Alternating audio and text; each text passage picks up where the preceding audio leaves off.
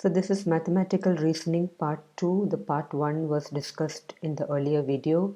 So we'll start with constructing a truth table for P conjunction Q implies disjunction R. So first is when P and Q are all true. True and true is true, negation of R is false, and P conjunction Q implies R, true implies false is false. Again, true and true is true, negation of false is true, and false and implies true is true. P conjunction Q, true implies false is false. True P conjunction Q is false. Negation of R is false, and false implies false is true. Then P is false and Q is true. False and true is false. Negation of true is false, and false implies false is true. Both P and Q are false. False and false is false. Negation of true is false, and false implies false is true. Then P is false and Q is true. False and true is false. Negation of false is true. False implies true is true. P is true and Q is false. R is false. Negation P conjunction Q, true and false is false. Negation of false is true. False implies true is true. False and false is false. Negation of R is true, and false implies true is true. And if the last column is completely true, we call it a tautology. And if the last column is completely false, we call it a contradiction. Now consider a conditional P implies Q. The converse is Q implies P. Inverse is negation P implies negation Q. And contrapositive is negation Q implies negation P. So construct truth tables for Q if and only if negation P disjunction negation Q and P disjunction Q conjunction negation P. You can try this as homework and do get back to me if you need help. Then state the converse, inverse and contrapositive for if a quadrilateral is a parallelogram, then its diagonals bisect each other. So let P be the statement that the quadrilateral is a parallelogram and Q be the statement that the diagonals bisect each other. So we have P implies Q, and the converse is Q implies P, which states that if the diagonals of a parallelogram bisect each other, then it is a parallelogram. Inverse is negation P implies negation Q. That is, if a quadrilateral is not a parallelogram, then its diagonals do not bisect each other. So break this into statements and then it becomes easier. So next example, if a real number x squared is greater than 0, then x is not equal to 0. So let P be the statement that x squared is a real number greater than 0. Q be the statement that x is not equal to 0. P implies Q is what we have here. Now, if a triangle is not so your converse will be if x is not equal to 0, then Q implies P. So if x is not equal to 0, then x squared is a real number not greater than 0. What about the contrapositive? Negation of Q implies negation of P. That is, if x is equal to 0, then x squared is a real number greater than 0. And contrapositive is negation P inverse is negation P implies negation Q. That is, if x squared is a real number not greater than 0, then x is equal to 0. The next example, if a triangle is not isosceles, then it is not equilateral. So how will you split it? Let P be the statement a triangle is not isosceles and Q be the statement that a triangle is not equilateral. So what will be the converse? Q implies P. If a triangle is not equilateral, then it is not isosceles. What about the inverse? Negation P implies negation Q. If a triangle is isosceles, then it is equilateral. And what about the contrapositive? Negation Q implies negation P. If a triangle is equilateral, then it is isosceles. Next, rewrite the following statements using necessary and sufficient condition. An integer is odd if and only if it is not divisible by 2. If and only if stands for necessary and sufficient. So we say that a necessary and sufficient condition for an integer to be odd is that it is not divisible by 2. So remember that if and only if is same as a necessary and sufficient condition. Then two lines are parallel if and only if they are equidistant. So a necessary and sufficient condition for two lines to be parallel is that they are equidistant. Now coming to quantifiers, There are two quantifiers. There exists, which we denote by this symbol, and for all, which we denote by this symbol. For example, all equilateral triangles are isosceles. The quantifier is for all. Now write the following in symbolic form. At least one positive integer is even. There exists x such that x is a positive even integer. So this is the symbolic form using quantifiers. Some even integers are divisible by 3. There exists x such that x is an even integer divisible by 3. Every integer is either even or odd. For all x, x is an integer which is even or odd.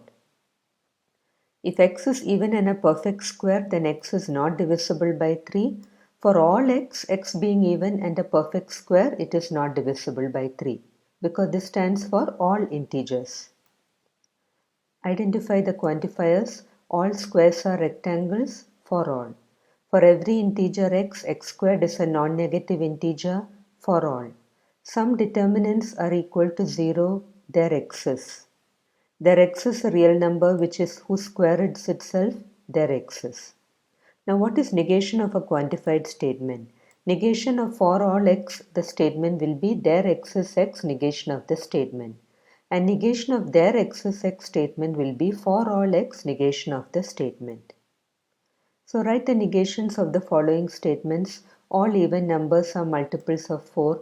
So let P be the statement that an even number is a multiple of 4. So what is negation of for all? There exists an even number which is not a multiple of 4. At least one parallelogram is a square. So the quantifier is there exists. So for all, so what is the negation of at least one parallelogram is not a square. So you have there exists. So the negation will be all parallelograms are squares. No real number is greater than its square. So here the quantifier is for all. So there exists a real number which is not greater than its square. Some straight lines are parallel. What is a quantifier here? There exists. So all straight lines are not parallel. All rational numbers are real. What is the quantifier here? For all. So the negation will be there exists a rational number which is not real.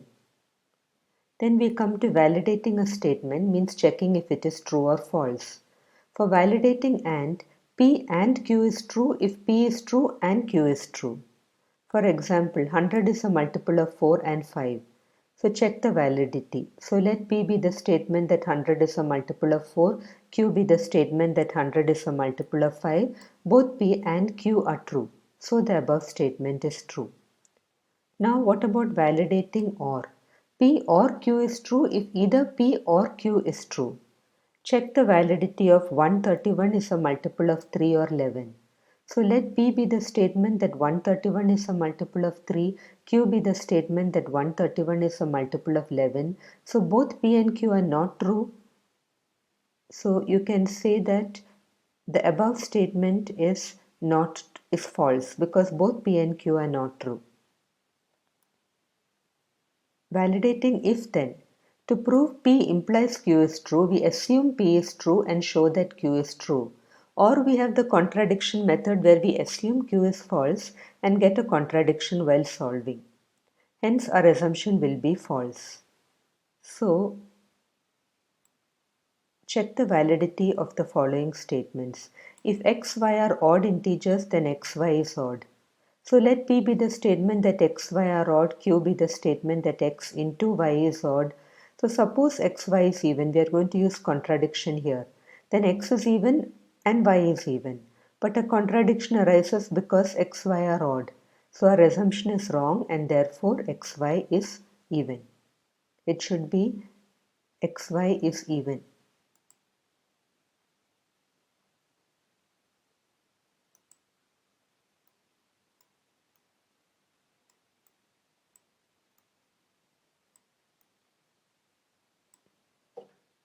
Sorry, xy is odd only.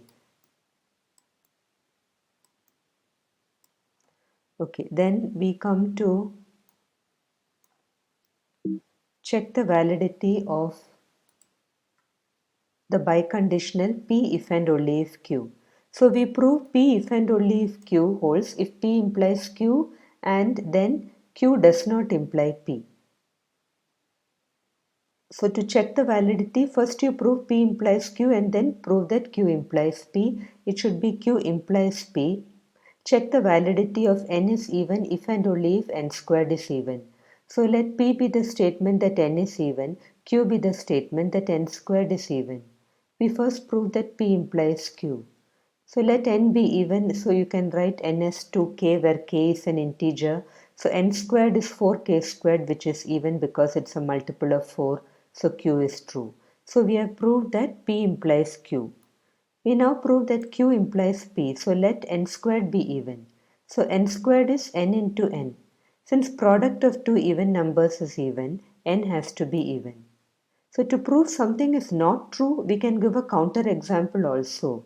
For example, for any real numbers, a squared equal to b squared implies a equal to b.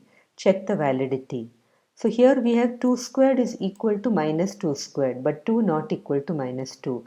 So we can prove that something is not true by giving a counter example. So we have done number of problems of logic which are useful for class 11 CBSE and ISC maths. So it is not enough if you just watch it like a video. Take a pen and paper and do practice along with me. Thank you, and just make a small correction here that we've proved that P implies Q and then Q implies P. It should be Q implies P. So thank you, and do subscribe to my channel for more videos.